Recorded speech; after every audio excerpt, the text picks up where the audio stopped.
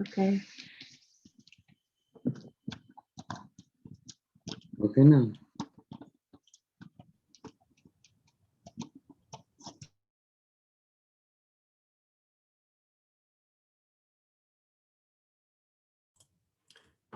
Good afternoon, everybody, and welcome to Active Surrey's latest lunchtime learning series on active ageing. I hope you're all doing well today and staying dry and staying warm in this very inclement weather. We have a number of speakers here today who I will going to introduce in the next couple of slides. But first of all, I'd like to do a couple of housekeeping points for the webinar. The first is to please keep your microphones on mute unless you are speaking.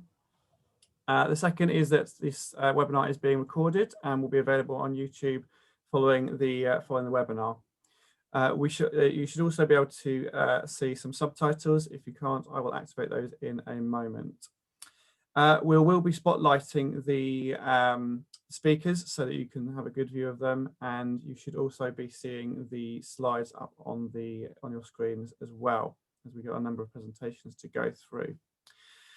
There will be an opportunity to ask questions at the end of the webinar once the speakers have presented. There is an option to use reactions, which either appears at the bottom or the top of your screens, depending on how you've got your Zoom set up.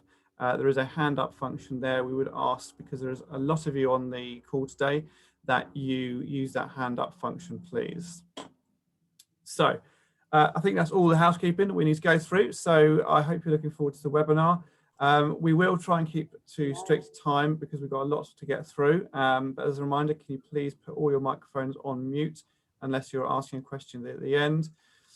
So we will now start. So the aim of the webinar this afternoon is we were going to be highlighting the importance of physical activity and the service integration in prevention, with particular reference to falls prevention. You're going to hear from a number of system leaders across the Surrey Heartlands region on how working together, how us as people working in the system can work together to improve the outcomes for people aged 50 plus. So I'm now going to hand over to my colleague Charlotte, who's going to introduce our speakers. Charlotte. Afternoon, everybody. Just to say hello, I'm Charlotte, the Head of Health at Active Surrey. And for those who don't know Active Surrey, we advocate for physical activity throughout the life course. And in the health team in particular, our focus is to prevent illness, including falls, or to improve outcomes linked to illness using physical activity. I'm delighted to be joined by a panel of key leads across the county who are going to give us an overview of services linked to those aged 50 plus and to talk about the importance of being active. As Mark said, there is an opportunity for questions at the end, but let's just get started. So next slide, please. Okay, so Sport England's data tell us that people are less active as they get older, and this is worse for those aged 75 onwards. And then the stats are worse still for those with disabilities and long-term conditions. So 42% of those with long-term conditions are inactive, and that's compared to 21% who are inactive who do not have long-term conditions. The more impairments, the more inactive people tend to be. So for example, 51% of those with 3 or more impairments or long-term conditions are classed as inactive. Next slide, please. So this graph is from Public Health England. We know that muscle mass decreases from the age of 30, so that might be earlier than some of you think. And then it's at 3 to 8% per decade. So this graph shows a difference in healthy aging and strength and balance for those who do or do not do activity to improve strength and balance. So the green line at the top shows those who are active compared to those who are not, which is the blue line. Oh, you're picking up. Thanks, Mark. We can see that the inactive go downhill faster and that they age less successfully. So just shows how important keeping up strength and balance is to have a successful aging process. And we need to encourage, as I say again, activity from age 30. Next slide, please. So the Chief Medical Officer tells us that as well as being out of breath for 150 minutes per week, adults 18 plus should build strength on at least 2 days a week. So that's at least. And this includes yoga, carrying shopping and using weights. We know that building strength is necessary for carrying out activities of daily living. So getting dressed requires balance, and strength, for example, is needed to carry shopping, which is probably quite obvious. Guidelines also say that people should minimise being sedentary. So if you've been sitting down already this morning and you want to stand up, please feel free to do so. A review of the literature found that ball and racket sports, aerobics and circuit training, resistance training and Nordic walking had a strong or medium effect on muscle function and improving balance. We also need to consider mental health. Age UK Surrey say depression is the most common mental health problem amongst older adults. These stats, 22% of men and 28% of women aged 65 plus are affected by poor mental health. And that was pre-COVID, so I imagine it's way higher. So therefore, it's important for us to help think about how we can help people keep active and socially connected as they grow older, especially those in areas of deprivation where we know. So this leads us nicely to hear from North West Surrey ICP and their anticipatory service. So over to you, Kathy and Deborah.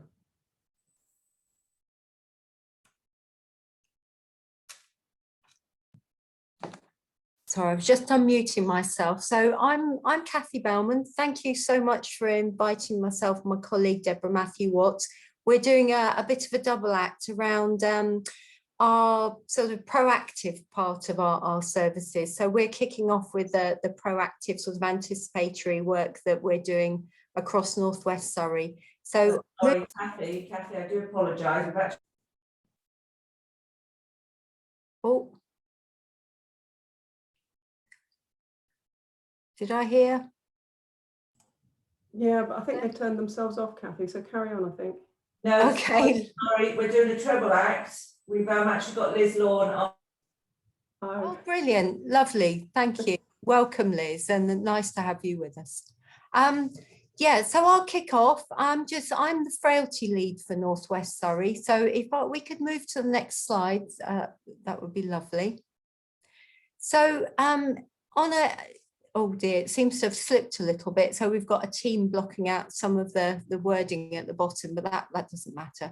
So just to give you a bit of an overview of the work we're doing around frailty, it's a bit of a success story actually. But we do know that, you know, people are living longer, which is absolutely fantastic, but that also brings its own problems, because we do know that our in the next 20 years, those people aged 65 and over will increase by 30%, and we'll also have a 10% reduction in the working age population. So if we get a number of people growing older, they obviously may present with more long-term health conditions, and of course may need some looking after, and we may not have a younger workforce to support them. So the time is right to start getting people to look at themselves as they get older, start to empower them to do more for themselves, and of course that can only help with keeping them, you know, active at an older age.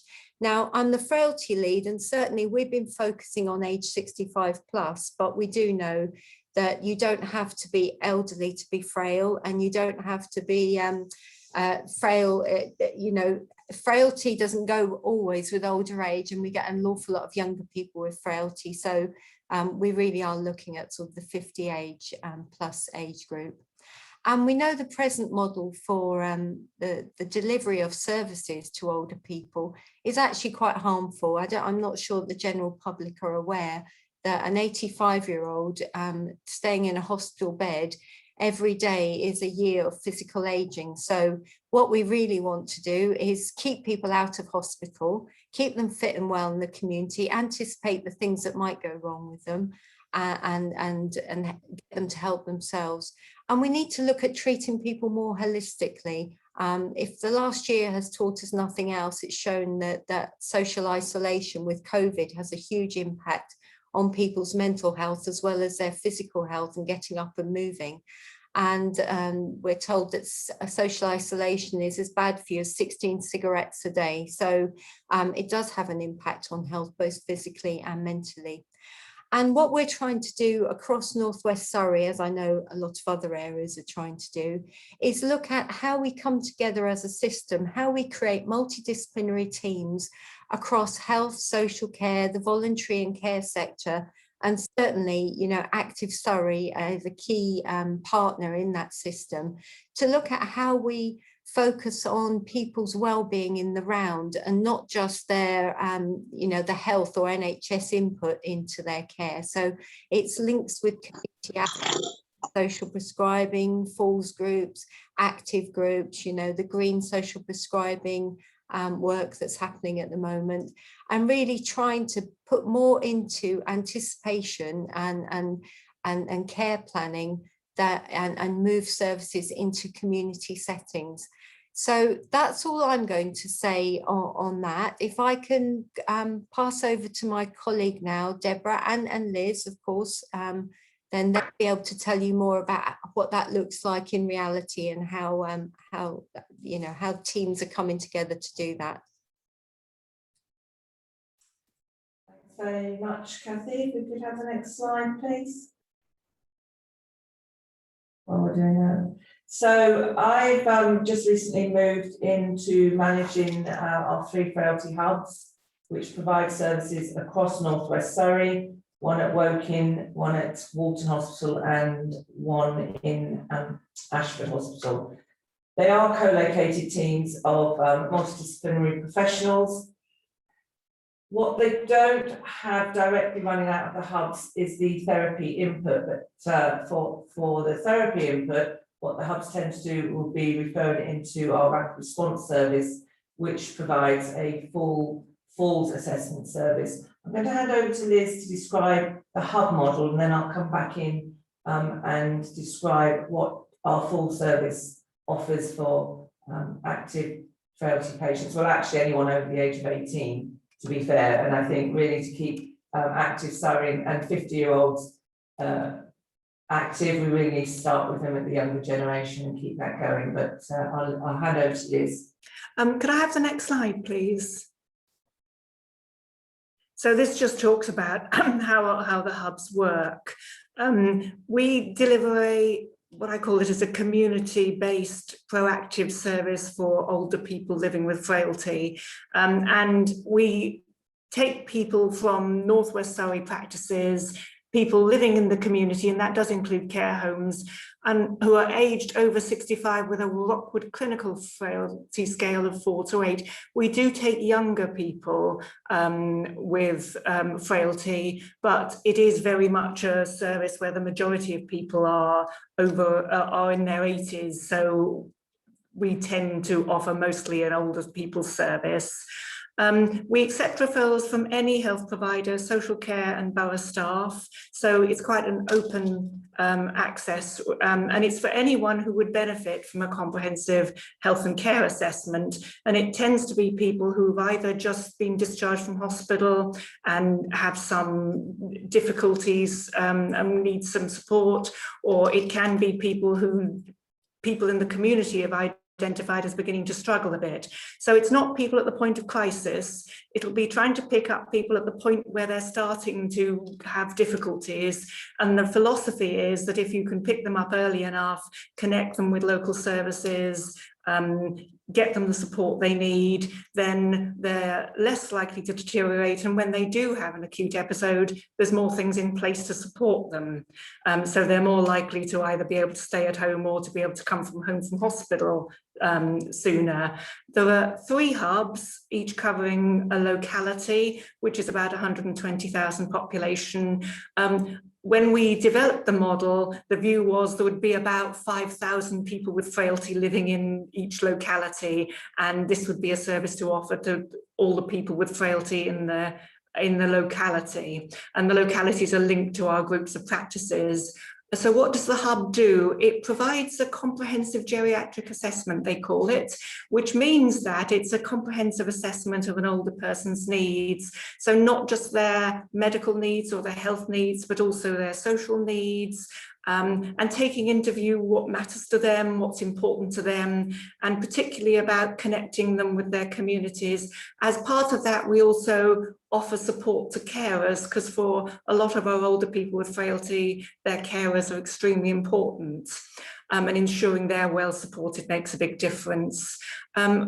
We actually, the comprehensive geriatric assessment, as it's called, is provided by a team of people, so not just one team member. So our hub coordinators, who are like wellbeing prescribers or care coordinators, prescribe a sort of social assessment, and they will connect people with social services. They'll connect people with Meals on Wheels, Community of Moms, community adaptations from the boroughs, voluntary organisations, citizens advice. So what they'll do is they'll do an assessment and then connect people to social assets in the community. Our matrons do a very comprehensive health assessment, and they will identify needs and refer to the falls team. They'll refer to rapid response, to podiatrists, we have psychology therapy support for care for our patients, and they'll refer to those. So they very much take a comprehensive view of people's health needs. We also have hub GPs who our matrons can book an appointment with if a particular health need is identified that needs addressing. We have pharmacists who the matrons will identify if they need a medication review. And that's actually a very important piece of our work, because a lot of people have a lot of medications, some of which they don't need and can be stopped. And also often it's quite difficult for older people with frailty to actually get their medications and to take them correctly. So they're a very key part of our service. We have an attached social worker who provides support for our people on our list, who works closely with our hub coordinators. We also have a mental health practitioner in the service, and they quite often, the matrons may well identify in their assessment somebody may be have suspected dementia, and they're able to provide a dementia diagnosis service without people having to go elsewhere.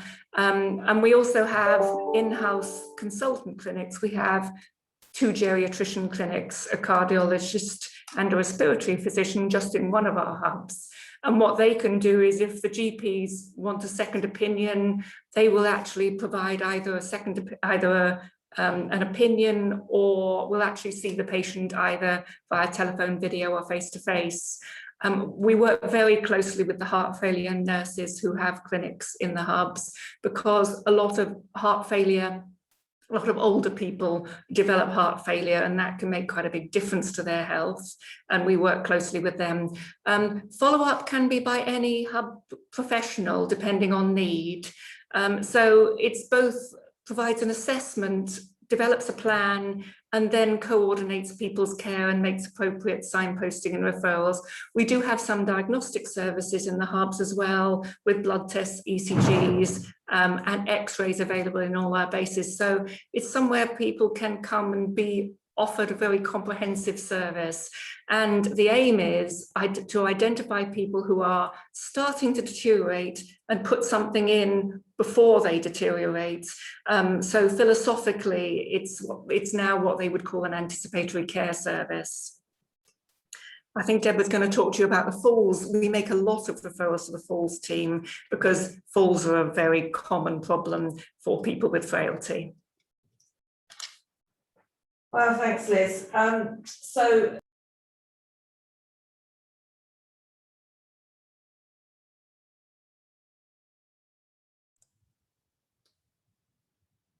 Deborah, we may have lost you. I can't hear you. Liz keeps muting me. Oh, We're both in the same That's room. a whole different story. So thank you. What I said was thank you very much, Liz, but she heard it because we're in the same room. But also then to bring back to the key topic, which is active Surrey, and how we contribute to ensuring that people that come through our services, wherever possible, we remain active. We do have a very good full service, which is a reactive full service. So referrals come in. Actually, what the team do, it's a multi-professional team again. They will do a full assessment, work out what's causing the falls. They offer, it's a short-term falls intervention in the patient's own homes, which offers a rehab package for up to 4 visits, and that could be provided by a therapist, either OT, physiotherapist, or even a nurse intervention if it's working with new medications. And they do the rehab in their own homes. Following that period on the falls team, they offer a 6-week program whereby we invite all persons who've come through the service, if appropriate, to come into one of the hubs to have a 6-week program, which covers not just mobility, but it covers nutrition, it covers cardiac, or the whole spectrum. That's for 6 weeks.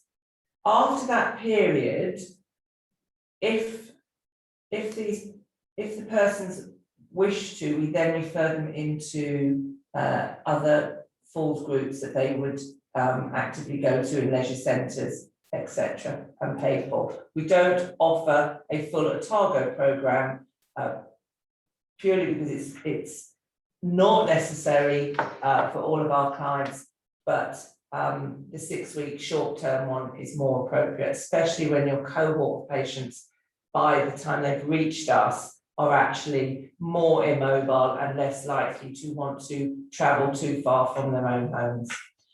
We have our community rehab teams, which specifically deliver therapy into patients' own homes, those patients that need a longer term therapy to keep them active and independent within their own environments.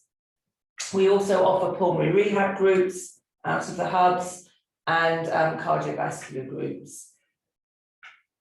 We are working very closely now. I think COVID, unfortunately, stymied a lot of things for people, and it's really good now that we're seeing the future and we're coming out and looking at the more social prescribing and the green prescribing, which for the hub as a vehicle would be working with our colleagues in the district and boroughs and Active Surrey to promote ongoing. I think the key is just the way it is, the time they dip into our service is probably the anticipatory bit, is because they've actually gone into crisis and they've met us, but we hope through the green prescribing and catching people earlier on in their crisis that we can prevent them having to come so much into the service, but put more rehab provisions in place before they get to that part of their journey.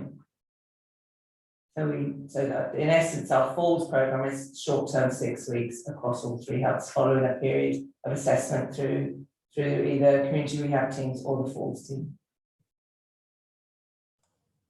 Great, thank you, 3 of you. That's really helpful. So you've touched on falls there. We need to know more about falls prevention. Who needs to work together to make it effective? What is falls prevention? What is Otago, like you just mentioned? So I'm now going to pass on to Faye from First Community Health, who's going to give us some more details. Hi there, my name's Faye Masu. I'm a physiotherapist and the falls team lead for the falls prevention service in East Surrey. So as Charlotte mentioned, I'm going to talk about what falls prevention looks like in the community, and particularly in East Surrey, what an assessment and treatment involves, and looking at the effectiveness of exercise in reducing the risk of falls.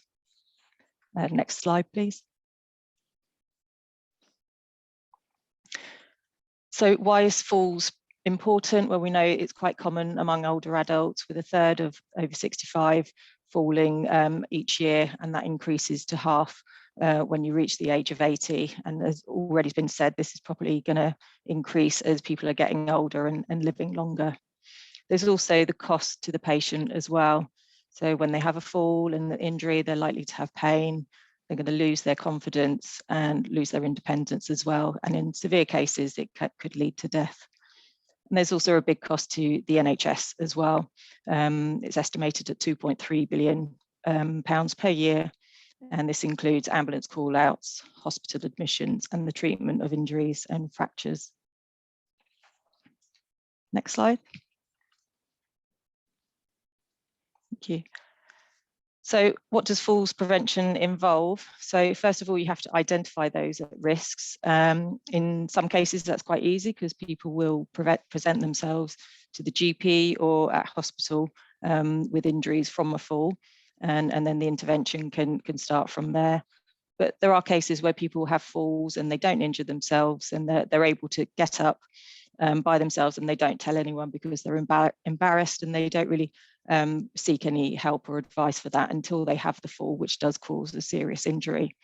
So it's really important. The NICE guidelines have changed now to say that healthcare professionals should always ask about a falls history, whatever the person is presenting to them with.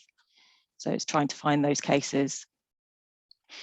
Once we've identified who's at risk, it's giving them advice and education from straight away. That could be in forms of a booklet. You may have seen this one, the Get Up and Go booklet, which is what we give to most of our patients as well. It's got lots of good advice and information in there about falls prevention. And then it's referring them on to the appropriate services and giving them advice on exercise and physical activity to reduce their risk of falls, or if they need it, to refer them to a specialist falls service. And once they are referred to a falls service, they will carry out a multifactorial falls risk assessment. So that's an assessment which has lots of components to it, and the aim is to identify why that person is falling. And it's got multiple components because, as we know, there are lots of risk factors for falls, and it's trying to work out what risks that person has. So first of all, we want to get a good history from the patient, if possible, as that's really key in understanding why the person has had that fall. We will do an assessment of gait, balance, mobility, and muscle strength. We're looking at the osteoporosis risk and their possibility of having a fracture if they do have a fall. We want to look at how they're managing at home and what activities they're struggling with. A home hazard assessment. Fear of falling is an important one because that alone can increase a person's risk of falls. And we really want to reduce that cycle and break that cycle of having fear of falling, where they then do less activity, which of course leads to decreased muscle strength. And then that increases their risk of falls. And other things it will include is a cognitive assessment, looking at the urinary incontinence and a cardiovascular and neurological examination as well. Next slide, please. So once you've done your assessment, once that's completed, you have an idea of what might be contributing to the falls and where you need to target your interventions. So these need to be individually tailored, as everyone will be different. They may have one risk factor, they may have multiple risk factors, and it's targeting your intervention into what those risk factors are. So obviously strength and balance training is a big component of the interventions, and the research does suggest that this is the most effective component as well, because muscle weakness and balance is the most modifiable risk factor. So other interventions may include home hazard modifications, minor adaptations, and providing equipment to help with those daily tasks, and providing walking aids as well. And it's giving lots of advice and education about how they can reduce their risk of falls around the home and out and about as well. And also it will include lots of onward referrals, depending again on what came out of the assessment, what other healthcare professionals need to be involved, whether that be going back to the GP, pharmacists, dietitians, podiatrists, or the continence service. Next slide, please. So just looking more at the exercise side of things, and there has been research that has shown that an exercise program can reduce the risk of falls by 54%, but it is really dependent on the type, duration, and intensity of that exercise. So when you're looking at the type of exercise, it needs to include resistance training and standing exercises. And also looking at the type of exercise, so things like Tai Chi, which does have good evidence behind it for those with mild deficits or people who haven't yet had a fall. It's not so good for those who are more frail and can actually lead to higher risk of falls as well. Then duration is really important. It has to be regular and frequent. And as already been said, it needs to be at least twice a week. And again, research does show that it needs to be a minimum dose of 50 hours, which if you're looking at a program, say an exercise class once a week and once a week an hour at home, that's going to be at least 6 months of intervention. Also with intensity, the exercises need to be sufficiently challenging to the person and progressive as well. So as that person gets stronger, the resistance needs to be increased to keep strengthening those muscles. Unfortunately, there is limited access to evidence-based programs, despite the improvements that it shows to quality of life and cost savings for the health service. And funding can be a barrier as well for training instructors to deliver these programs as well. And there's a need for marketing and campaigning as well to raise awareness of what's available, what programs there are and their benefits. And it doesn't have to be just about falls, it's about having fun and staying connected and reducing isolation as well. Next slide, please.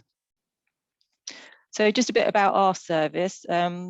We're based in East Surrey, so we cover the Redhill, Reigate, Hawley, Caterham, Oxford and Lingfield areas. We have a band 7 physiotherapist. We've just recruited a band 7 occupational therapist. We also have a band 4 associate practitioner who's part-time, and she's a high-level OT physio assistant, and she's exercise trained instructor as well. So she runs our exercise class. We have an administrator as well who works across our team in the community physio service.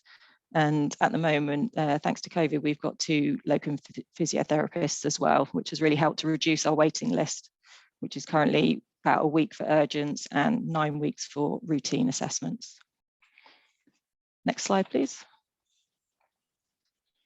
So we get lots of referrals from all healthcare professionals, the main sources being GPs, the ambulance service and hospital, but also get lots of referrals from social services, nurses, district nurses, specialist nurses, and also care homes can refer directly to us as well. The referrals are initially screened for either urgent or routine list. And then because of COVID, we've got a new way of working. We tend to do a comprehensive telephone triage initially and getting as much information as we can over the phone. And then we will do a home assessment, which gives us the telephone triage gives us a better idea of what we need, if there's any equipment we need to take with us and what's likely to be more intervention when we go and see them at home. So then we'll do a home assessment and complete the multifactorial falls assessment, which I explained before, covering all those other components. And then from that, we will put in our interventions, whether that be a home exercise program. We can refer to our classes that we hold at the YMCA in Redhill, which our associate practitioner runs every week, or provide equipment, rails, or lots of onward referrals. Next slide, please. So thinking about those onward referrals, these are sort of like the key stakeholders and services that we need to liaise with to make it a holistic approach and reduce the risk of falls for patients. We often go back to GPs for medication reviews, or if we need them to have further investigations. We're working quite closely now with our primary care networks, which we now have a physio and an OT or an OT in each of the networks, which we meet weekly to discuss complex and frail patients. And it's been really beneficial for patients. Community matrons are part of those meetings as well, or we can refer directly to the community matrons if they're not involved. Or likelihood is that a patient does have a community matron input as well, and we can do joint visits with them. We can refer to the pharmacist for medication reviews. We often liaise with district nurses on wound management and monitoring of blood pressure. We also involved with social services for any major adaptations or modifications. We can refer people to the wellbeing service. And we work quite closely with the YMCA and have done for some years now. As I said, we hold our classes there on a weekly basis. And once they finish with our classes, we can refer that patient on to the YMCA, who also run Otago-based exercise classes as well, and other exercise referral schemes. We've also started working closely with the fire service. We've provided some training for their staff on falls prevention and what to look out for when they're in a person's home, when they're doing their safe and well visits. And when we put that as part of one of our routine questions if the patient would like a safe and well visit, and send on referrals to the fire service. Next slide, please. So thinking about the future and following some recent investment in the team, we're really hoping to engage with more services and stakeholders to provide advice and education to the older population of the benefits of exercise and physical activity and how it can reduce your risk of falls in later life. Some areas that we can do some more work on is liaising with the fracture liaison service in the hospital, looking at the emergency department and promotion of exercise classes with anyone coming through A&E. As I say, we're working with the primary care networks now, but that's still just started. So I'm sure there's going to be more work to come from that. And we'd like to do some more promoting of physical activity to the community hubs and community centres as well. And also we're looking at formulating some online resources and videos for people to access themselves with regards to falls prevention.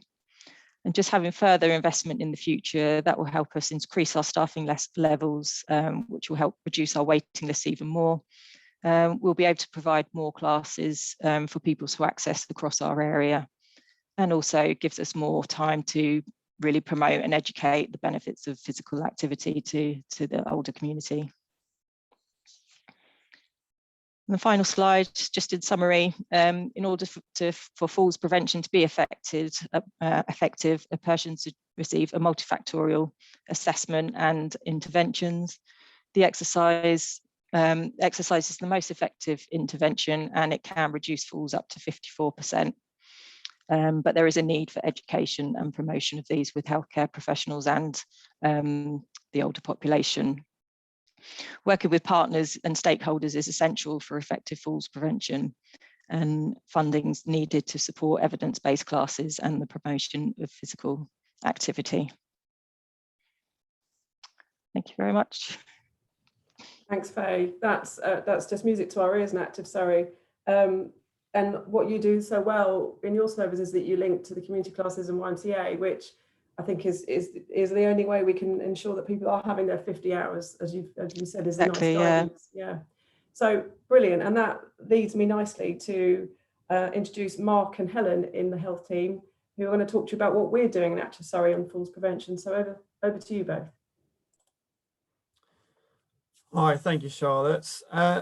So Faye was been talking about community falls prevention services and the pathway from the health service into where people get through in terms of accessing community falls prevention or physical activity. Active Surrey have worked in this space for a few years and continue to do so in greater strides all the time. One part which we're doing now is we've received funding from Surrey Heartlands to pilot a new project which will hopefully demonstrate the importance and the effectiveness of falls prevention services as delivered in the community. One part of that is that we want healthcare professionals from across the sector to come together to be part of a steering group to help guide this work, and to pull those who work in the falls and the frailty networks together to share best practice, to reduce the inequalities in terms of the postcode lottery that residents have in equal access to falls prevention services, to help share best practice, and to basically make sure that we're all working in the same direction and pulling in the same direction for the benefit of patients and residents in Surrey. The point at which we're at now with this steering group is that we'd invite people to come to be part of it, but we really want to welcome applications for expressions of interest for a clinical chair to lead this group. And if anyone's interested in that, or they know of anyone in their teams who would like to be a part of that or apply for that position, then please do make contact with myself, Charlotte, or Helen Dredge, who's also on this call.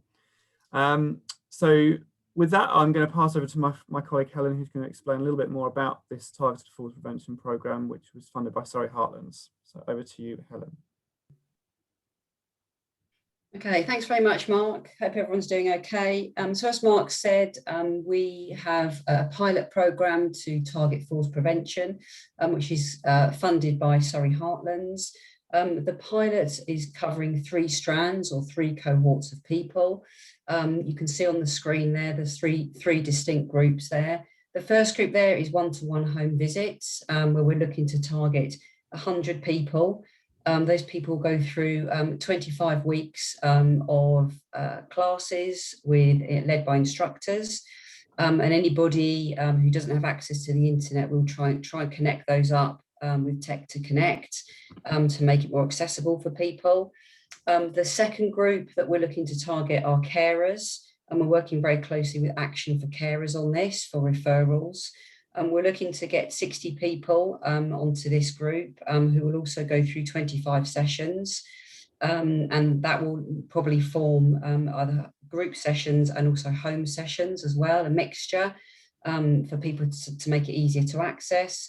And the third group of people we're looking to target are people who are in care homes, so probably much more frail, and so the classes will be tailored to meet the needs of those people. So there'll be less weeks, 12 weeks, approximately 45-minute classes, but obviously that time can be reduced depending on the ability and the mobility of those people. All the classes, like I said, are being led by instructors who are Otago trained. There'll be a mixture of support factors for people with films and also with like a home learning pack as well, detailing all the exercises that they go through with the instructors, so they can continue that at home as well.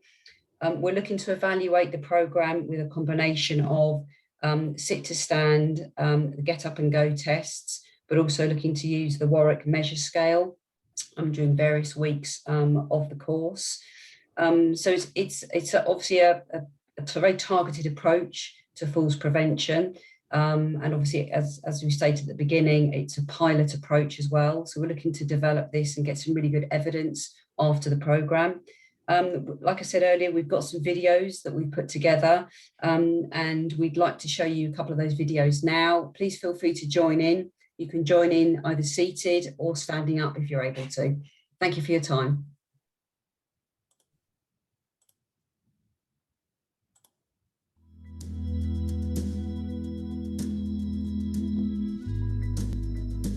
This exercise is trunk movements. It'll help for doing things like turning on bedside lights or picking up something beside you. So what we're going to do is going to fold our arms in front of us, with our shoulders back and down, tummies in, and keeping our knees slightly soft so that we can keep our hips facing forward.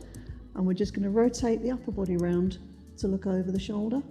Slowly bring it back to the centre. And again, taking it round to the other side. Slowly bring it round to the centre. And again, so taking it round to the side, bringing back to the centre, and to the other side, bringing back to the centre and relaxing the arms down. You can also do this one seated. So sitting tall and straight. Doing it seated will actually help keep your hips facing forward. So feet and knees hip width apart, sitting tall and straight. Again, folding your arms and twisting round to one side, coming back to the centre, twisting round to the other side, coming back to the centre, and again coming round to the side, back to centre, and round to the other side, back to centre, and relaxing the arms down.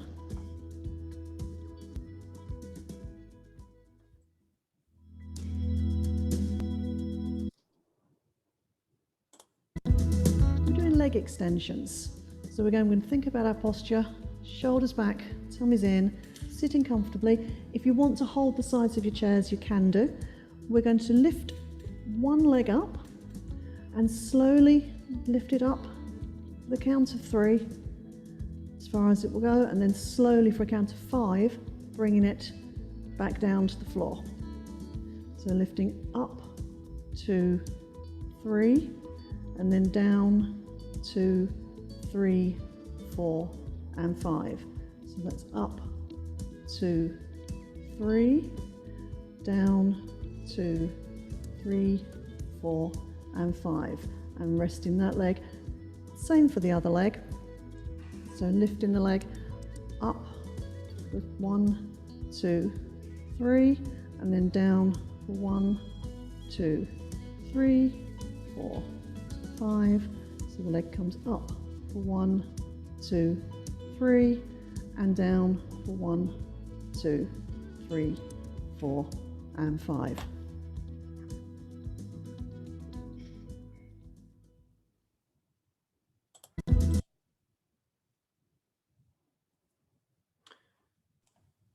Great, thanks Helen and thanks Mark. Just wanted to say there that the money for our project is also from Public Health, so we need to say thank you to them. It's not just Surrey Heartlands, but it is Public Health. Okay, so if we have to accept that falls prevention classes such as Otago, and those exercises you saw were from Otago, are not the answer because people may be too frail, can physical activity play a part at all? So let's hear from Kate and Sarah, who are both working in acute care at Royal Surrey. Over to you. Hi there, thank you very much. So I just want to introduce ourselves to begin with. Firstly, my name's Sarah Stevens and I'm here with my colleague Kate Ruthven. We're the team lead physiotherapists for the Older Persons Unit at the Royal Surrey Hospital in Guildford. We have a team of staff across 3 wards, which makes up about 90 patients. Thoroughly enjoy our work and what we do, and most passionate about making a difference to the lives of our elderly nation. We cover a 7-day service across the 3 wards and work very closely alongside our occupational therapy colleagues and the rest of the MDT to provide a very holistic approach to the care of the patients that we see and the discharge of those patients out of hospital. As we are based at the Royal Surrey Hospital, our inpatient caseload consists of mainly patients whose clinical frailty score is that of about 5 or above and are over 65 years of age. Majority of them have also been admitted due to a fall or have had a fall in the past year.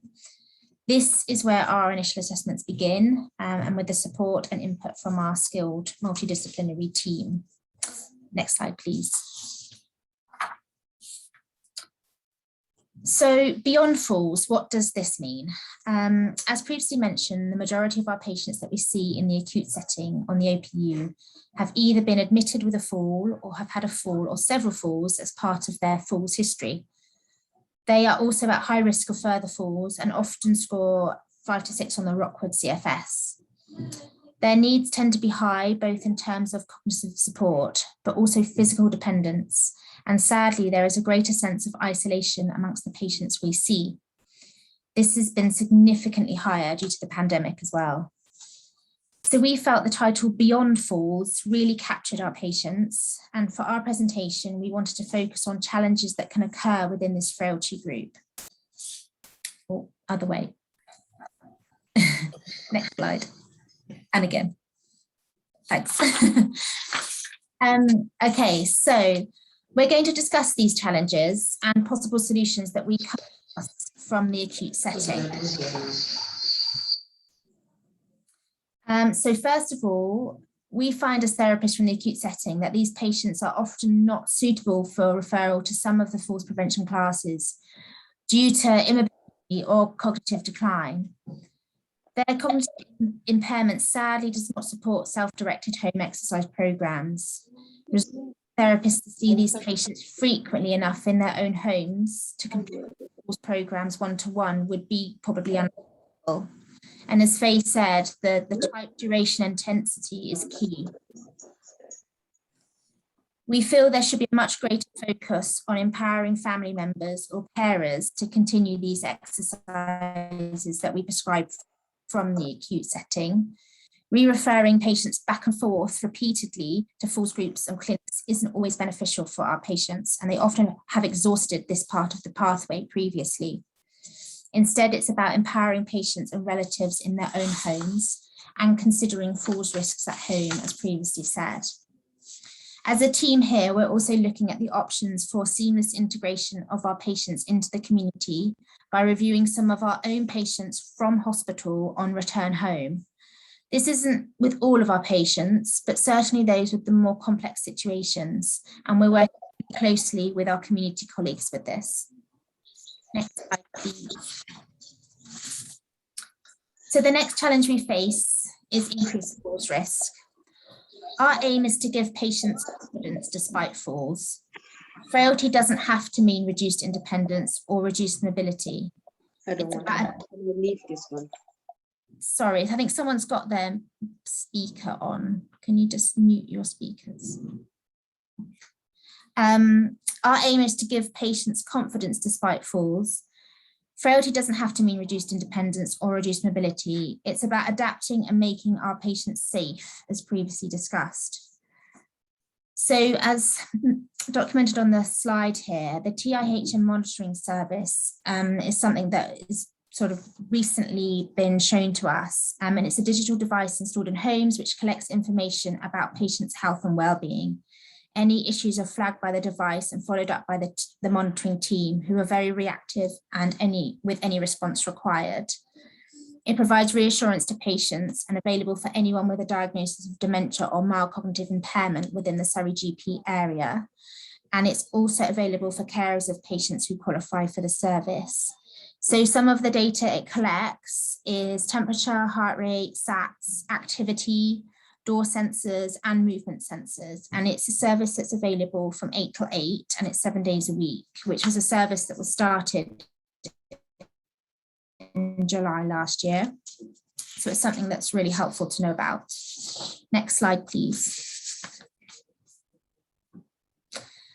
The next challenge we often face is isolation, that I know has already been mentioned. There are lots of services to refer onto from the acute and the community, which we can all consider as an MDT. But ones that we frequently look at, and some examples are the Community Information Network, which is a list of support in your area, and that's based on the Age UK website. Community Angels is a befriending service to provide some companionship. Independent Age, a forum for staying connected, and it builds a network of relationships and aids to cope with loneliness, and it includes social groups, exercise classes, but also things like music and bridge and activities that are popular for our patient group. Social prescribing is a link worker to support with healthy lifestyles, physical activity, mental health, emotional well-being, finances, and housing. And that's all based on the Healthy Surrey website. And there's an awful lot of information online about all of these. Next slide, please. So the final challenge that we are going to detail is the risk of pressure to return patients to a baseline level of mobility. This challenge to us covers 2 points. 1, the term baseline, and 2, realistic goal setting. Firstly, the term baseline is a word that as therapists in the acute setting, we feel is far too often used, not just by therapists, but also by the MDT. Because what does it mean? Does it mean 6 months ago? Does it mean a year ago? What is baseline? The term, we feel, has little meaning regarding patients' goals moving forward and what is functionally realistic and safe for the patient. We measure the level of frailty using the Rockwood CFS and base patients' scoring on 2 weeks prior to their current acute diagnosis or admission or a deterioration. This is a much more realistic and measurable use of terminology to review a patient's function and something that is widely used and comparable. Secondly, it is important to consider that although a person may not be functioning as they previously were, we need to be mindful that it may not be realistic or safe for them to return to that level of function again. And this may be due to a number of reasons. This could include a new diagnosis, increased dependency due to admission, fear of falling, deterioration of eyesight, or that they previously potentially were unsafe at that previous level. There are so many factors, and I feel these have been covered in the previous discussions around before falls and falls prevention. As I said, it's important to consider that the pre-admission level of functional mobility, although be as it was, may not have been safe or appropriate. And it's our job as clinicians, certainly from the acute, is to instead adapt patients' environment or mobility to a safer level and break the cycle of repetitive admissions, referrals, and therefore falls. Next slide, please. So in conclusion, it's important to emphasise how we must empower family and carers to help our patients with their exercises or any exercises or adaptations at home. Consider adaptations to make patients' environments safe, and in doing so, allow more independence that way. Be mindful of the term baseline. Be mindful of realistic goals and expectations of patients and their family members. And build patients' confidence, and consider other services to refer on to as well. Thank you very much for your time. Thanks so much, Sarah.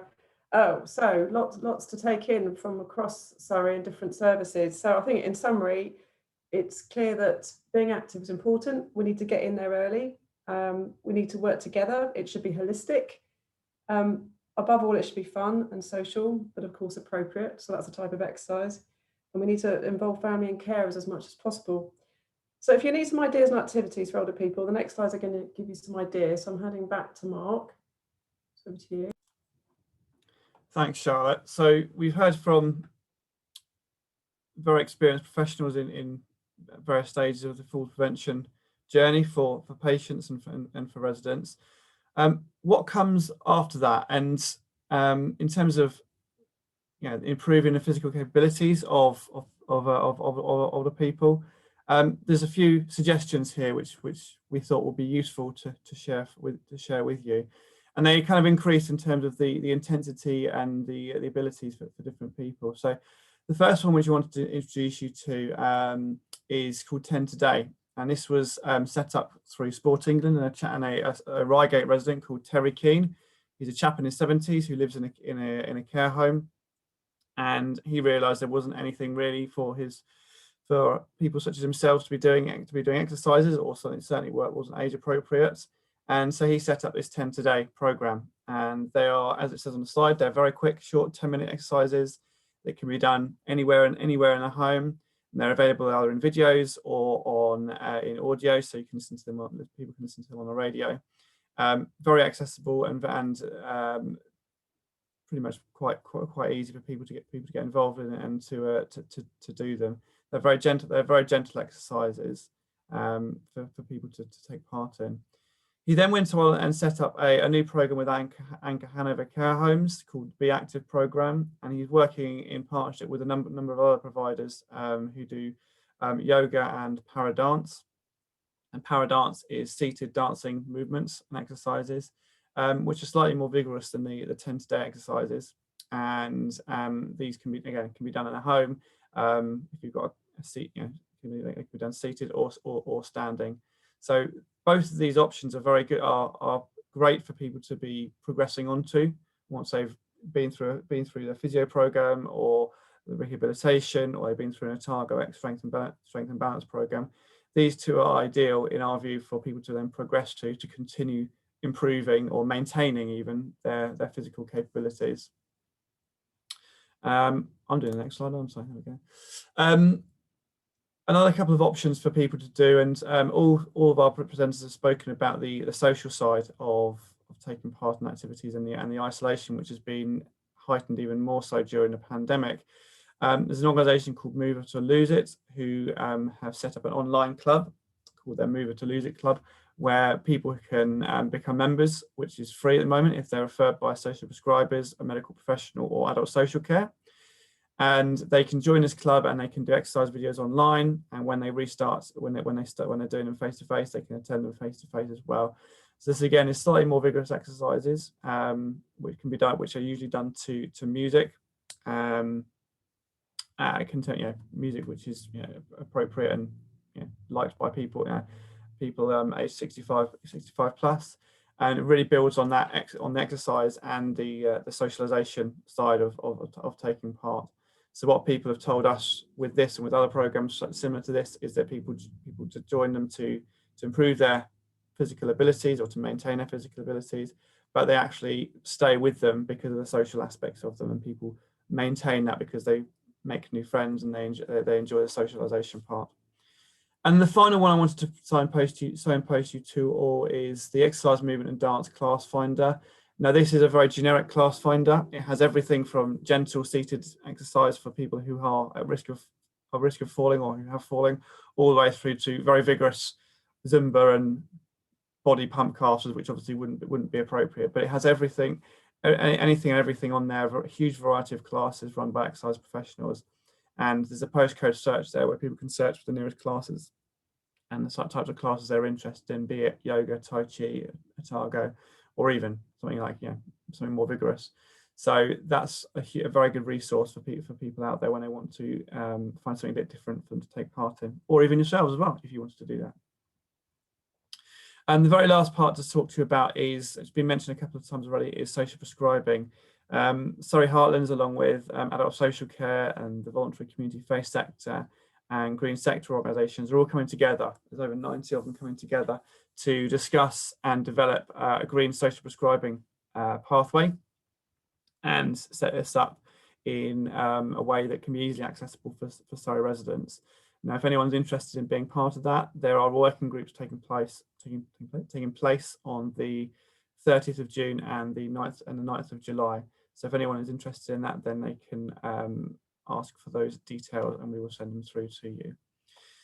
So that's the end of presenting. We're now going to move on to a bit of a Q&A, and Helen has been monitoring the chat box. So Helen, is there any questions that people have been raised that you would like to now read out, please, for us? And if you can let us know which person they're particularly aimed at, if that's been put in the chat box, that'll be great. Thank you.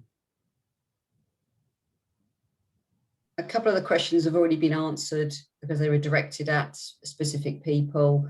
There was one question about the geographical boundaries for our service,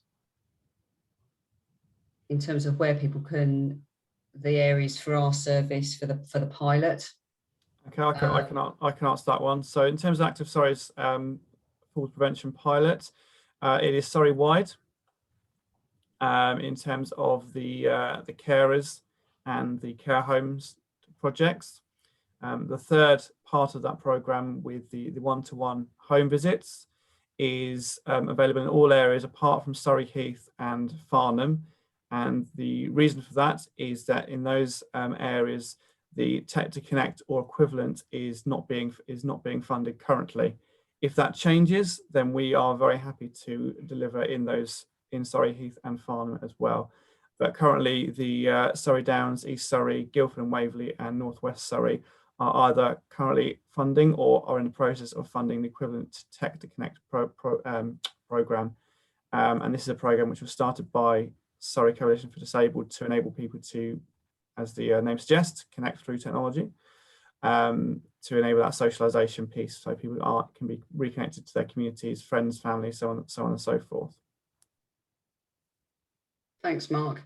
There's only one other question, which is probably more of a discussion or one for us to take away, is around having a compromise between baseline and having accurate data on someone's history that reflects their level of mobility before and then the level of mobility and exercise that they can then go on to afterwards as well. So I don't know if there's anybody else who can provide any further information about that now, live on the call, or whether that's something we take away to discuss with people who perhaps done the presentations. Happy either way on that one. A couple of people have recommended other groups that are very good, very popular for people that have had falls, for groups to be referred on to.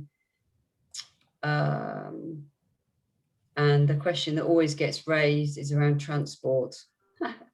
Which always gets raised, isn't it? I think I was on another call this morning to do with social prescribing, and transport is always an issue, I think. But I know there isn't a one answer for transport, but I think locally, I think the key with this is that where classes are put on and where people are referred into, they're referred into their closest local class, obviously wherever possible. And obviously with options of people being able to do classes from home online is obviously a huge benefit for those people who are older, who have obviously fallen. I don't know if anybody else has got any ideas around transport for local options. Michelle's Sorry, got her hand Michelle. up. So Sorry, I've got, Michelle. no, See no, you no. waving away there. Sorry. I put my hands up to just go back Apologies. about the baseline question. Yeah.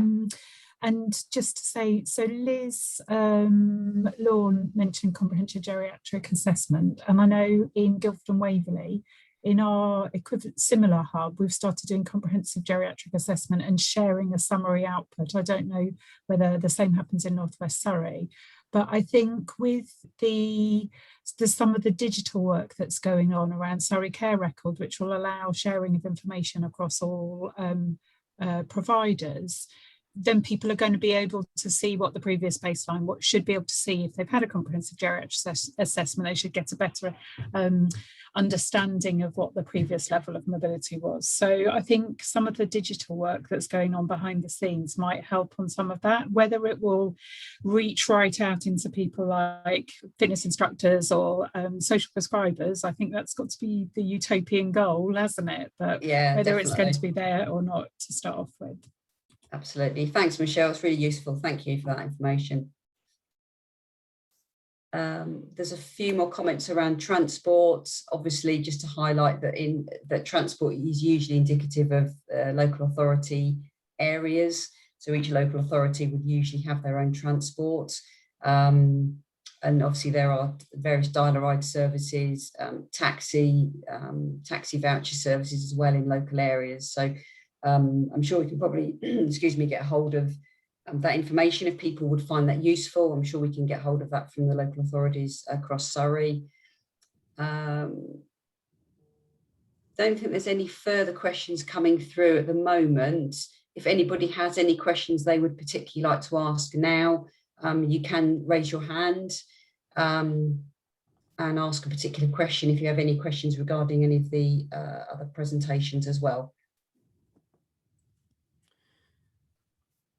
Thank you, Helen. We're about to launch or put a poll up on your screen, so hopefully you can see that. We'll be very grateful. It's just literally just one question, so we're very, very grateful if you could answer that poll, and then you are free to go. We are going to be finishing before time, so enjoy the extra 20 minutes or so that we're giving you.